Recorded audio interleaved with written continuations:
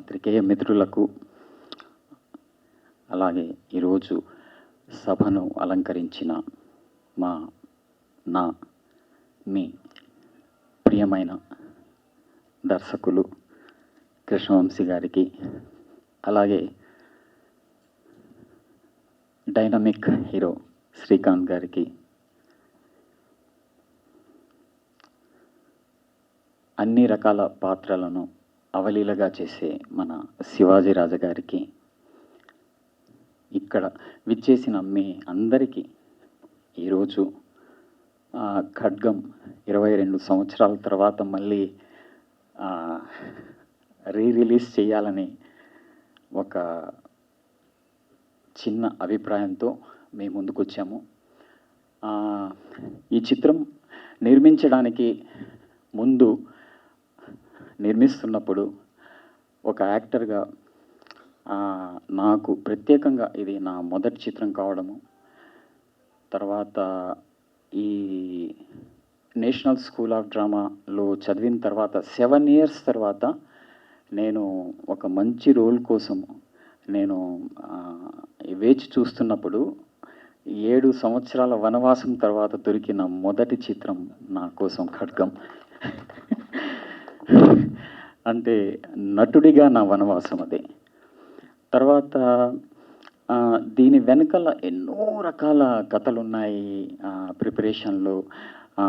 కృష్ణవంశీ గారికి ప్రత్యేకంగా నాకు ఒక ప్రత్యేకమైనటువంటి 7 years ప్రాసెస్లో, అప్పుడు సంయుక్త రాష్ట్రాలైన తెలంగాణ, ఆంధ్ర సంయుక్తంగా ఉన్నప్పుడు ఇక్కడ తెలుగు ఫిల్మ్ ఇండస్ట్రీలో national school of drama New Delhi ఒక ఇన్స్టిట్యూట్ ఉంది, యాక్టింగ్ ఇన్స్టిట్యూట్ మన ఇండియాలో ఉంది అన్న సంగతి 7 years తర్వాత నేను వచ్చి టాలీవుడ్లో ప్రయత్నాలు చేస్తున్నప్పుడు నాకు ఒక పెద్ద ఎడారిలో వయాసిస్సులాగా కనిపించిన వ్యక్తి కృష్ణవంశీ గారు. ఎలా అంటే నేషనల్ స్కూల్ ఆఫ్ డ్రామా అంటే జస్ట్ ఏందదే, ఎక్కడ చదువుకున్నావు నువ్వా అన్న ఒక రియాక్షన్సే ఎక్కువగా. ఏందది, ఏం ఇన్స్టిట్యూట్, ఏం నేర్పిస్తారు అక్కడ అని ఇలాంటి చాలా రకాలైనటువంటి మాటలు నాకు వినిపించాయి. అలాంటిది నాకు వంశీ గారు, అరే నేషనల్ స్కూల్ ఆఫ్ డ్రామానా, సరే నువ్వేం చేయగలుగుతావు, ఏం చేస్తావు అన్నప్పుడు ఏదో ఒక రకంగా ఆయనతో ముడిపడి ఆయనతో ప్రయాణం చేయాలనేసి. అంటే ఒక వ్యక్తి నేషనల్ స్కూల్ ఆఫ్ డ్రామా గురించి తెలుసు, అక్కడ నేను యాక్టింగ్లో ట్రైనింగ్ తీసుకున్నాను అంటే ఆ ఇన్స్టిట్యూట్ గురించి తెలుసు, ఆ ఇన్స్టిట్యూట్ ప్రత్యేకత గురించి తెలుసు నాకు. అసలు నేను ఆ సందర్భం ఎప్పుడు నా కళ్ళల్లో మెదులుతూ ఉంటుంది. అలాగే నేను ఈ ప్రయాణంలో, నటుడిగా ఈ ప్రయాణంలో మీరు చేసిన అంటే ప్రతిరోజు షూటింగ్ తర్వాత ప్రత్యేకంగా చాలా అంటే సార్ ఈరోజు సీన్ ఇలా వచ్చింది, ఎలా వచ్చింది, ఫోన్ చేసి మాట్లాడడం కానీ, లేకపోతే ఏడీగా మీ దగ్గర పనిచేస్తున్నప్పుడు మీకు దగ్గరగా, నేను చాలా దగ్గరగా మిమ్మల్ని చూశాను. అంటే ఓ విధంగా చూస్తే 2 films 3 filmsకి ఒక్క నిమిషం 4 filmsకి నేను ఏడీగా పనిచేస్తున్నప్పుడు ఆయన్ని నేను ఒక దర్శకుడిగా కాకుండా ఒక మనిషిగా, ఒక మంచి వ్యక్తిగా, ఒక క్రియేటివ్ ప్రాసెస్ని ఎప్పుడు అంటే చాలామందిని నేను చూశాను, కానీ అంటే ఒక సినిమా మేకింగ్ తప్ప అంటే ఎప్పుడు సినిమా గురించి ఆలోచిస్తూ ఉండే ఒక కదిలే ఒక కళాఖండాన్ని, ఒక కళాఖండంతో నిండిన ఒక వ్యక్తిని నేను కృష్ణవంశీ గారిని చూశాను నేను. ఎక్కువ కాదు అంటే ఈ రోజున నేను చెప్పకపోతే. అలాగే నా ఏడీగా నేను పనిచేస్తున్నప్పుడు యాక్టర్స్కి ఎలా ట్రైనింగ్ ఇస్తారు, ఎలా ఒక క్యారెక్టర్ గురించి ఆయన చెప్పడం కానీ, ఆయన పద్ధతి కానీ, లేకపోతే క్యారెక్టర్ ప్రిపరేషన్లో యాక్టర్స్కి ట్రైనింగ్ ఇచ్చే పద్ధతి కానీ, వాళ్ళకి చెప్పే పద్ధతి కానీ, అవన్నీ నాకు నేను ఇన్స్టిట్యూట్లో ఏవైతే చదువుకున్నానో వంశీ గారు అవన్నీ బాగా తెలుసన్న విషయం నాకు నిజంగానే ఒక నటుడికి అంతకంటే సాటిస్ఫాక్షన్ ఏముంటుంది. సో ఆ ఏడీగా పనిచేస్తున్న ప్రయాణంలోనే నేను మీ దగ్గర నుంచి చాలా విషయాలు ఒక సినిమాటిక్ అంటే ఫార్మాట్‌లో గాని, మనం ఒక నటుడిగా ఎలా నటించాలి అన్నది ఇన్‌స్టిట్యూట్‌లో కాకుండా ఇక్కడ ప్రత్యేకంగా నాకొక గొప్ప అవకాశాన్ని, సందర్భాన్ని మీరు నాకు కల్పించారు. ఏడీగా ఉన్నప్పుడు. Thank you so much. అదెప్పుడు నేను మర్చిపోలేను. నేను వేసే ప్రతి అడుగులో, ప్రతిరోజు మీరు ప్రత్యేకంగా రమ్యకృష్ణ గారు నాకు ఏడీగా ఉన్నప్పుడు చాలా సందర్భాల్లో నాకు హెల్ప్ చేశారు. చాలా సపోర్టివ్‌గా నిలిచారు. అలాగే యాక్టింగ్ టెక్నిక్స్ గురించి గానీ, యాక్టింగ్ మెథడ్స్ గురించి గానీ చాలా సందర్భాల్లో నేను రమ్యకృష్ణ గారు చాలా సందర్భాల్లో మాట్లాడుకోవడం జరిగింది. అది గూడా నేనెప్పుడు మర్చిపోలేను. ఇలా చాలా కథలుంటాయి. ఇంకా శ్రీకాంత్ గారైతే మొదట మేము ఆహ్, స్టార్టింగ్ చేస్తున్నప్పుడు ప్రిపరేషన్‌లో ప్రిపరేషన్‌లో ఆయన క్యారెక్టర్ ప్రిపరేషన్‌లో ఆహ్, కొన్ని రిహార్సల్స్ అవన్నీ చేశాము కెమెరాతో. అవి ఆ సందర్భాలు కానీ, అలాగే శివాజీ రాజా గారు, ఇంకా చాలామంది ప్రకాష్ రాజ్ గారు, రవితేజ గారు, సోనాలి బింద్రే గారు, కిమ్ శర్మ గారు, ఇంకా సంగీత గారు, రఘుబాబు గారు, ఎంఎస్ గారు, ఆవుతి ప్రసాద్ గారు, తర్వాత అదే కాకుండా ప్రత్యేకంగా సిరివెన్నెల సీతారామ శాస్త్రి గారు. అంటే వంశీ గారితో పాటు నేను వంశీ గారితో పాటు నేను సిరివెన్నెల సీతారామ శాస్త్రి గారి ఇంటికెళ్ళి వీళ్ళ డిస్కషన్స్ కూడా నేను వినేవాడిని. తర్వాత కథలో గూడా పాలు పంచుకునేవాడిని. అలాగే మిగతా యాక్టర్స్‌కి ప్రిపరేషన్స్ అంటే లైక్ ఆ సీన్ మాకు బాగా గుర్తు. అది సోనాలి బింద్రే గారిని కాల్చడం అవన్నీ ప్రత్యేకంగా అప్పుడు నేను నాకు మీరు ప్రత్యేకంగా తిట్టిన తిట్టు నాకది అవార్డ్‌లాగా పనిచేసింది. అరే! ఈ నా కొడుకు ఎవరు ఎక్కడి నుంచి తీసుకొచ్చారు మీరు?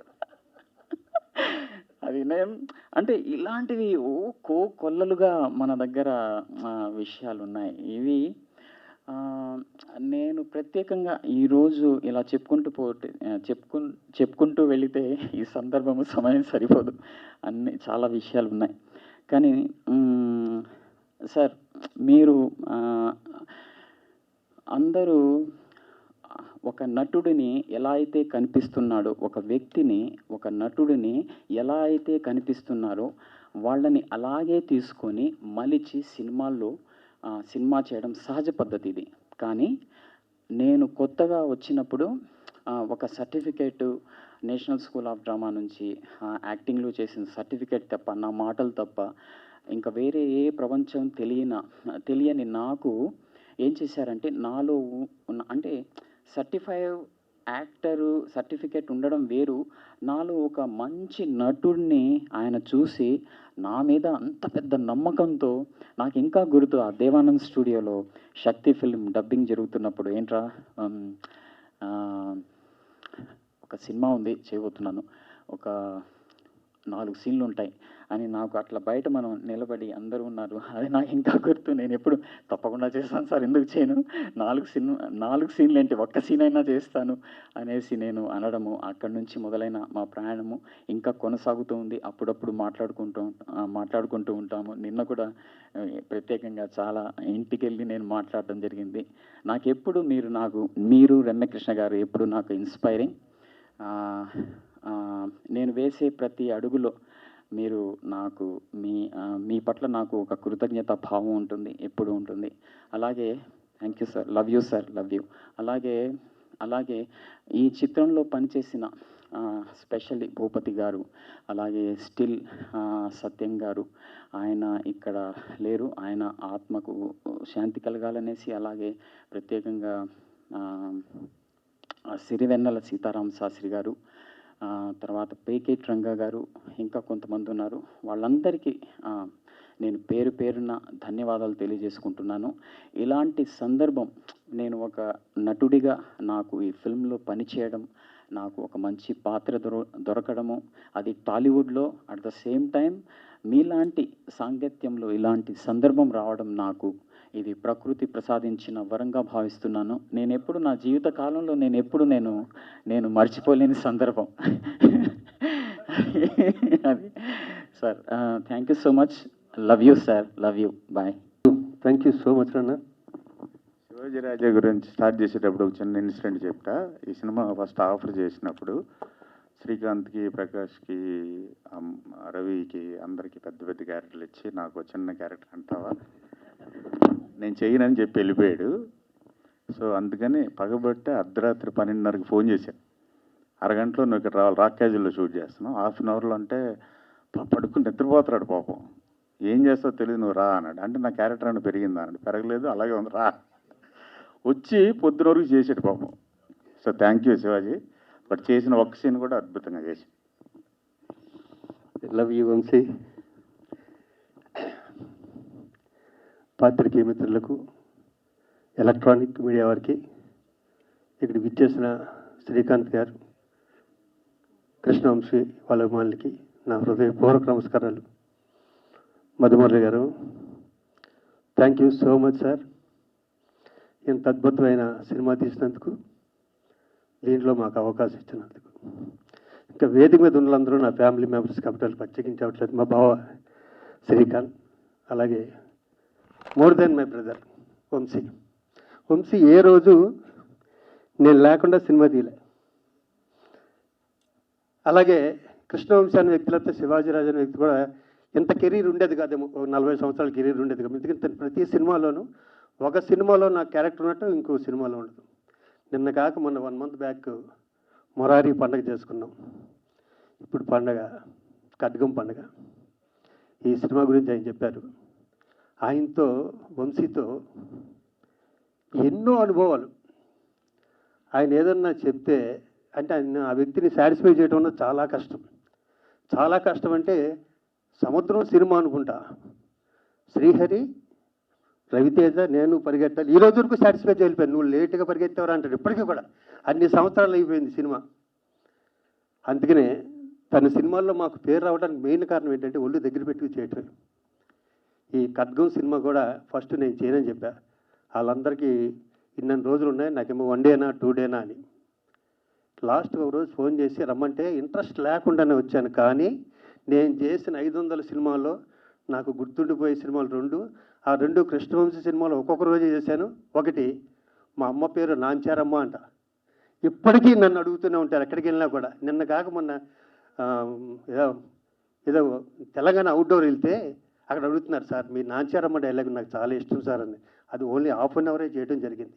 ఎంత దుర్మార్గుడు అంటే, షూటింగ్ జరుగుతుంది, చంద్రలేఖ అనుకుంటా, సరదాగా చూడటానికి వెళ్తే సాంగులో పెట్టి నన్ను ఒక రోజంతా సాంగ్ తీశారు మా మీద, నా మీద, ఉత్తేజ్ మీద.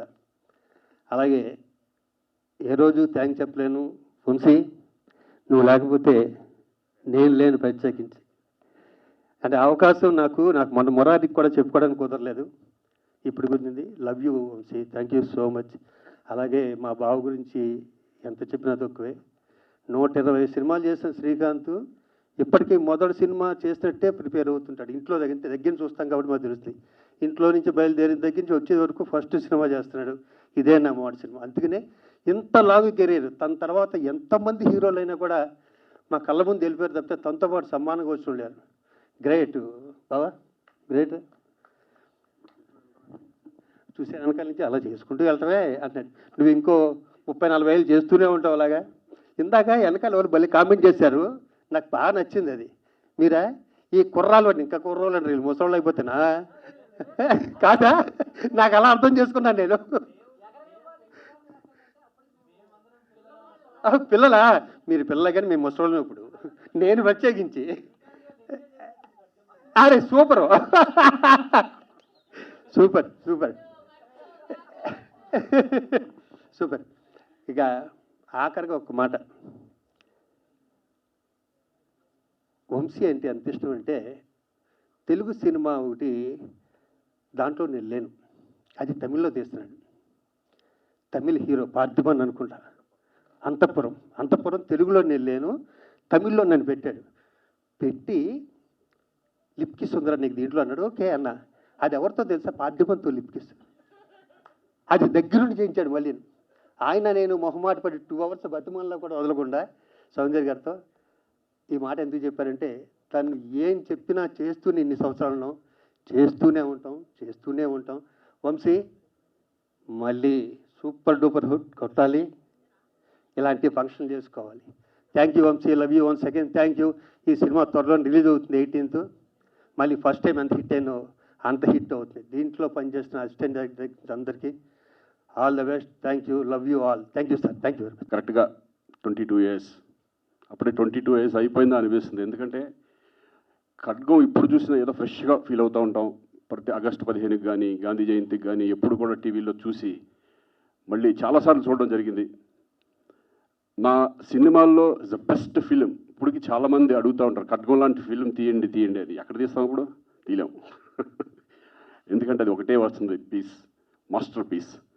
నా లైఫ్లో నేను ఎప్పటికీ మర్చిపోలేని ఈ సినిమా మళ్ళీ అక్టోబర్ 18న రిలీజ్ చేయడం చాలా సంతోషంగా ఉంటుంది. ఎందుకంటే జనరేషన్స్ మారిపోతూ ఉంటాయి. 20 ఇయర్స్కి జనరేషన్స్. ఇప్పుడున్న జనరేషన్కి ఎవరికి ఖడ్గం అంటే ఎవరో తెలియదు. ఎందుకంటే వాళ్ళు 20 ఇయర్స్ వచ్చేసి ఉంటాయి కాబట్టి ఆ యూత్కి ఎవరికి కూడా ఖడ్గం గురించి నాకు తెలియకపోవచ్చు.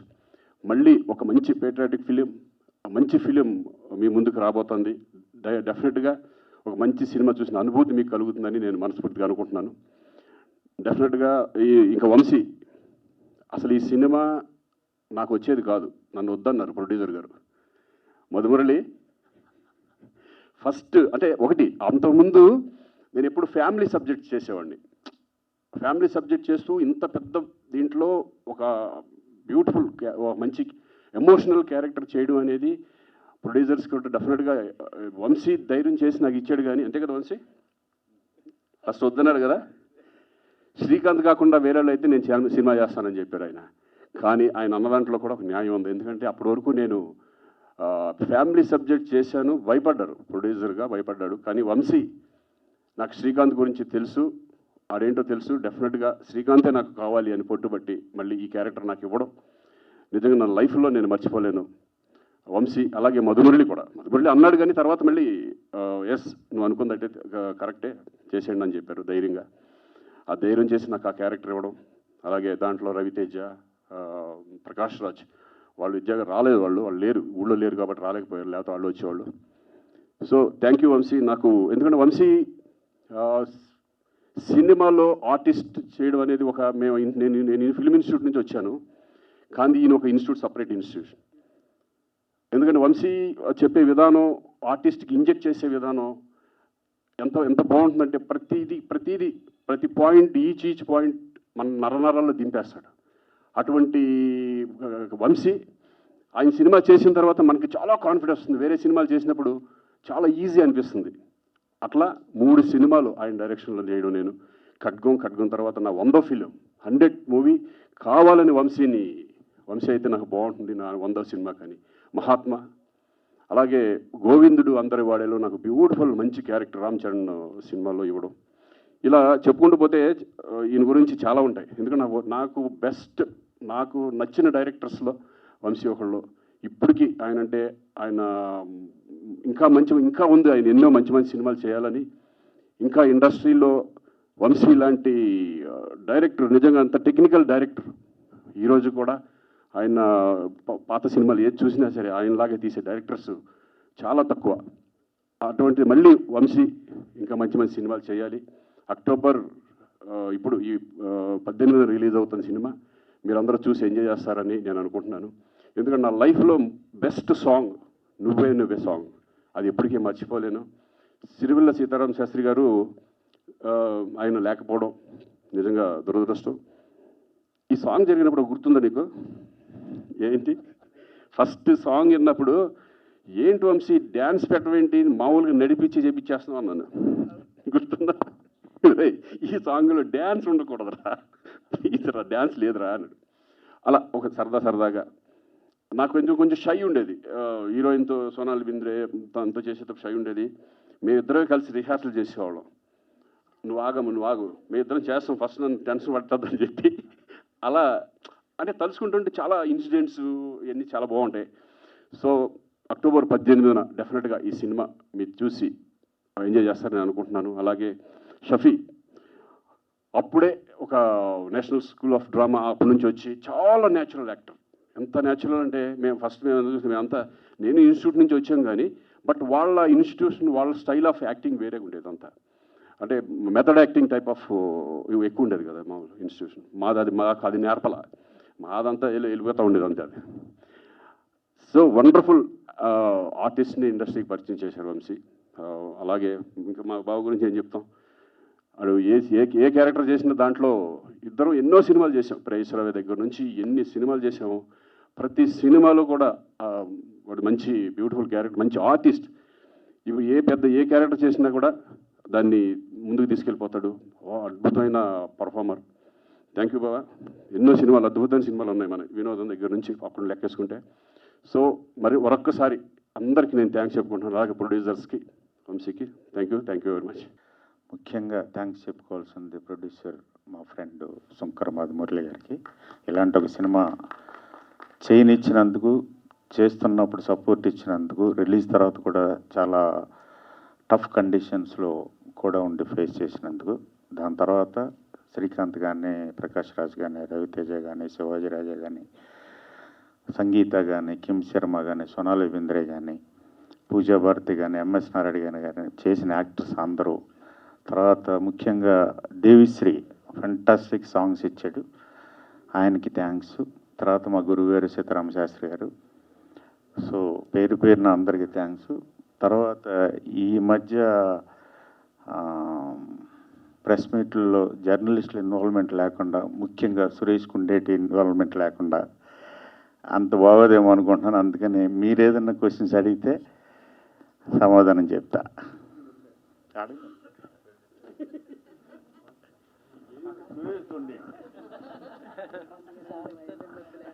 ఇతను 30 సంవత్సరాలే ఉన్నాడు, ఇతను ఏజ్ అవ్వట్లేదు. అనే ఇప్పుడు స్టేట్ సినిమాలకి ధీటుగా రిలీజ్ సినిమాలు రిలీజ్ అవుతున్నాయి. రిలీజ్ సినిమాల వల్ల విడుదలవుతున్న స్టేట్ సినిమాలు కూడా కలెక్షన్ తగ్గుతున్నాయి. ఆ ఎఫెక్ట్ బాగా పడుతుంది, కొంత పడతా జరిగినాయి. అలాగే ఇప్పుడు అంతకుముందు మొరారి, మీ దర్శకత్వం మొరారి అంతకుముందు వచ్చిన రిలీజ్ సినిమాలకి రికార్డ్ బ్రేక్ గా కలెక్షన్స్ సునామీ సృష్టించింది. అది ఒక హాట్ టాపిక్ గా కూడా నిలిచింది మొరారి సినిమా.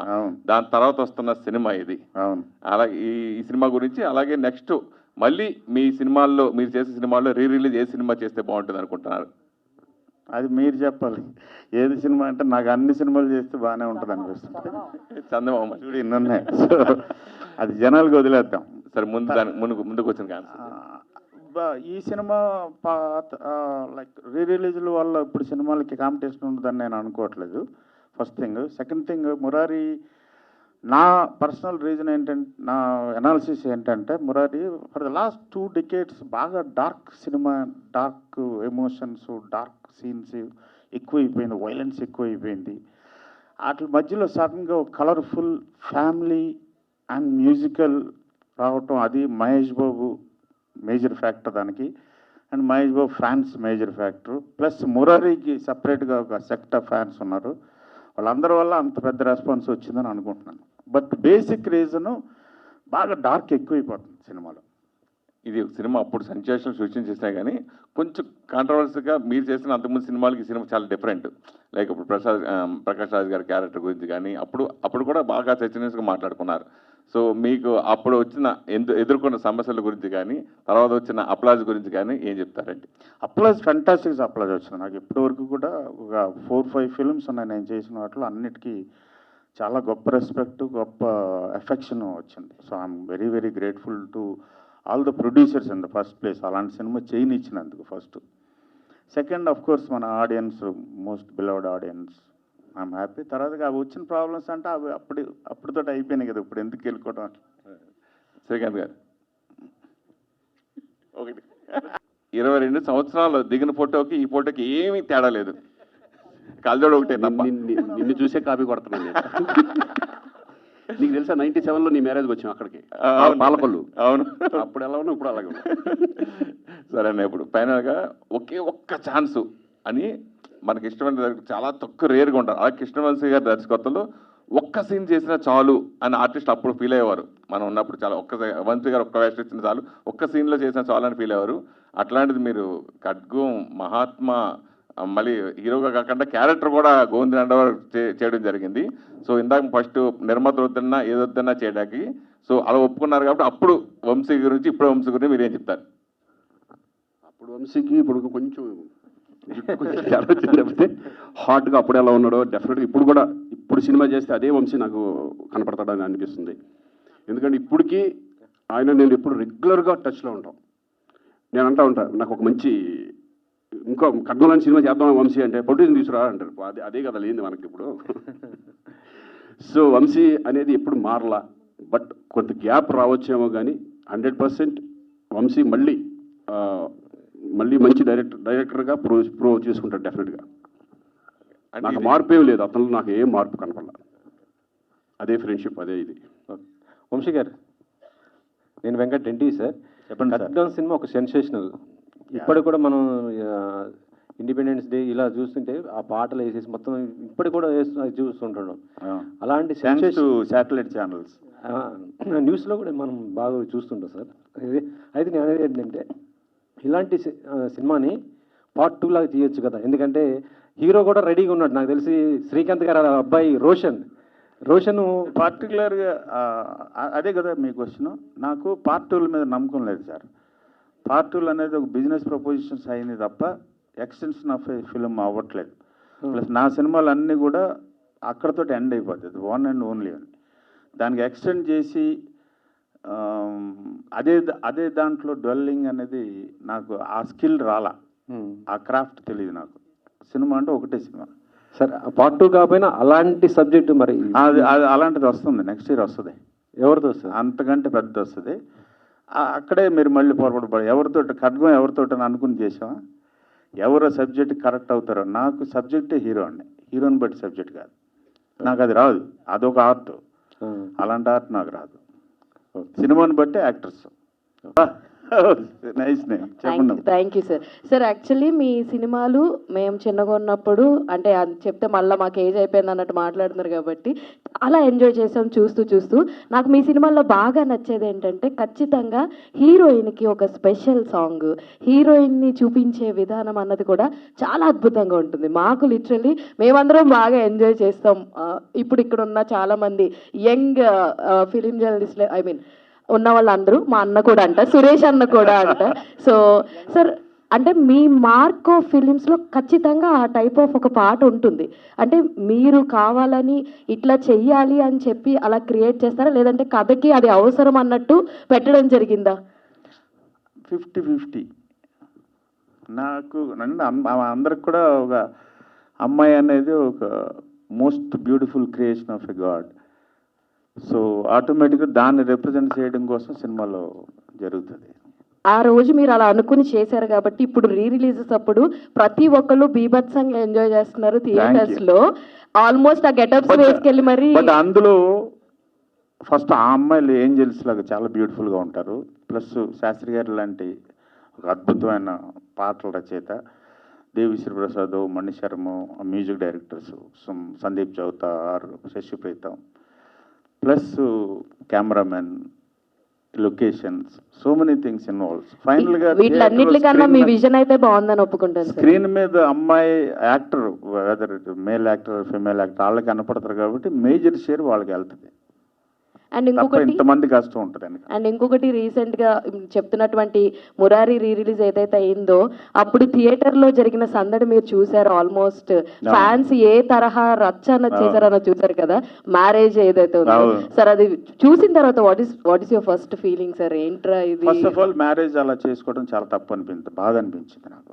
మన కల్చర్కి ఒక అర్థం ఉంది, ఒక పరమార్థం ఉంది, వెనకాల ఒక సెన్స్ ఉంది, ఒక కన్స్ట్రక్టివ్ థియరీ ఉంది, ఒక కన్స్ట్రక్టివ్ ఆలోచన ఉంది దాని వెనకాల.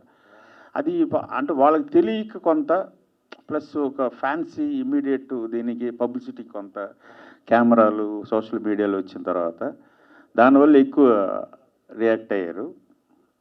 God forbid them, God bless them, but that's wrong I feel. Sir hi sir. Hi. ఎక్కడ? ఇక్కడ. ఓకే. శరత్ సార్, ఈ మూవీలో పర్టికులర్గా అంటే స్టార్టింగ్ ఏంటి అందరూ రోజ్ చేస్తారు అనుకున్నాను, అందరూ ఏంటి చాలా సాఫ్ట్గా. వీఆర్ ఫ్యాన్స్ ఆఫ్ ఖడ్గం కదా సార్. కాదు చేస్తా. రండి సార్, శ్రీకాంత్ గారు రండి, మీరు రండి. చెప్పండి అమ్మా. యా, అంటే స్టార్టింగ్ టు ఎండ్ వరకు కూడా ట్రై కలర్స్ ని చాలా చోట్ల మీరు మ్యాచ్ చేయడానికి, అంటే 3 కలర్స్ అది, అంటే ఏమైనా ఐడియా పెట్టుకొని చేశారు? చాలా పర్టికులర్ ఫ్లాగ్ ని రిప్రజెంట్ చేద్దాం. ఖడ్గం అనేది మన భారతీయ జెండా అనేది ఒక ఖడ్గం అని, అది ఒక క్లాత్ కాదు, ఖడ్గం అని. దాని గురించి తప్పుగా మాట్లాడినా, తప్పుగా ఆలోచించినా దాని పట్ల తప్పుగా ప్రవర్తించిన ఆ థాట్ ప్రాసెస్ ఒక ఖడ్గం అయ్యి మనల్ని వేసేస్తాను. ఆ ఉద్దేశంతో ఖడ్గం అని పెట్టింది టైటిల్. కృష్ణవంశీ గారు ఆ, సార్ ఖడ్గం ఫస్ట్ ఒక్క నిమిషం వెనకాల నుంచి అక్కడ సారీ సార్ చెప్పండి.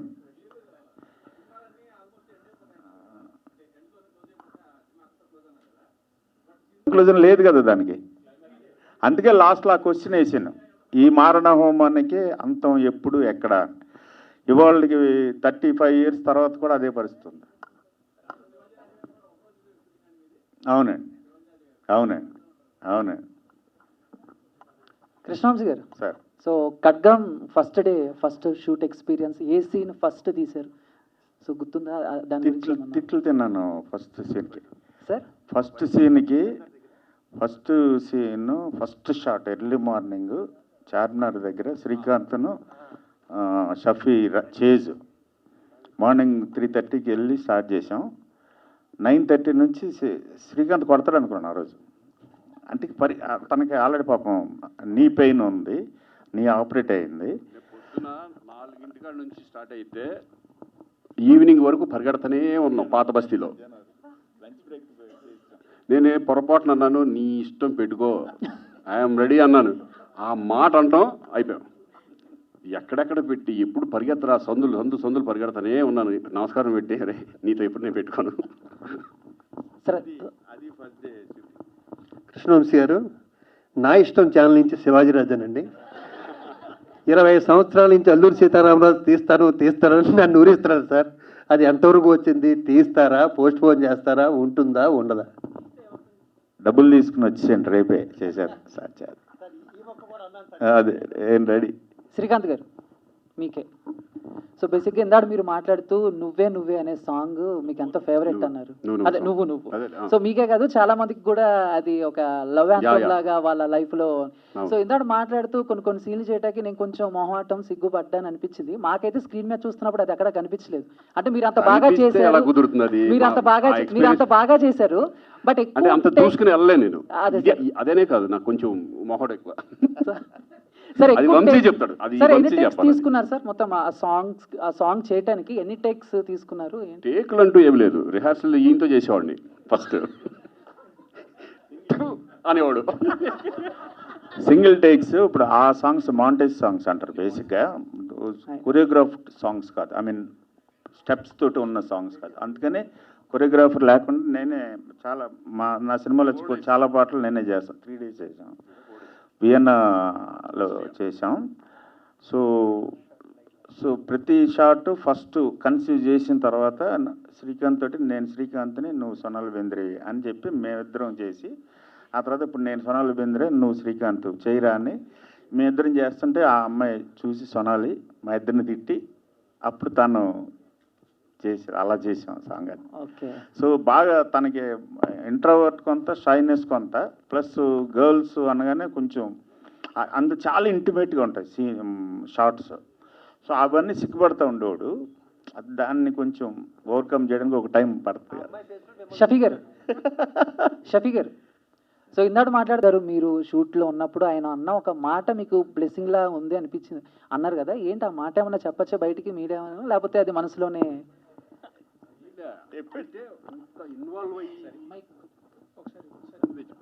ఆ మాట అమ్మ ఏంట్రా ఇంత ఇదిలో ఉన్నాడని అనే అర్థం ఏంటంటే, అంత ఇన్వాల్వ్ అయిపోయి చేస్తున్నాడని. అంటే యాక్టింగ్ అనేది మేమంతా మామూలుగా జనరల్గా అంత అదే దాంట్లో ఉంటాడు. ఇంత మూర్ఖుడు ఏంట్రా బాబు, ఈడేవడరా బాబు, ఆ ఉద్దేశంలో అన్నాం అన్నమాట. అదేం తిడతాం కాదు. యాక్టర్గా ఇంత పర్ఫెక్షన్, అంత ఇన్వాల్వ్మెంట్తో చేస్తున్నాడు, ఏమో ఎక్కడి నుంచి తీసుకొచ్చారా బాబు ఇతన్ని అనే టైప్ ఆఫ్ ఉద్దేశం అంతే. షఫీ గారు, ఈ సినిమా రిలీజ్ అయిన తర్వాత మీ మీద మాత్రం బీభత్సమైన కోపం అసలుకి జనాలకి కానీ అసలుకి బయట కూడా అసలుకి మీ మీద అటాక్లు కూడా జరిగే అవకాశం ఉన్నట్టు ఉంది అసలుకి. అంటే అంత బాగా జీవించారు నిజంగా. అంటే ఆ క్యారెక్టర్ అంతా ఉంది కదా, మీకు ఎలా అనిపించింది సార్ ఫస్ట్ మీ ఆ సినిమా చేస్తున్నప్పుడు?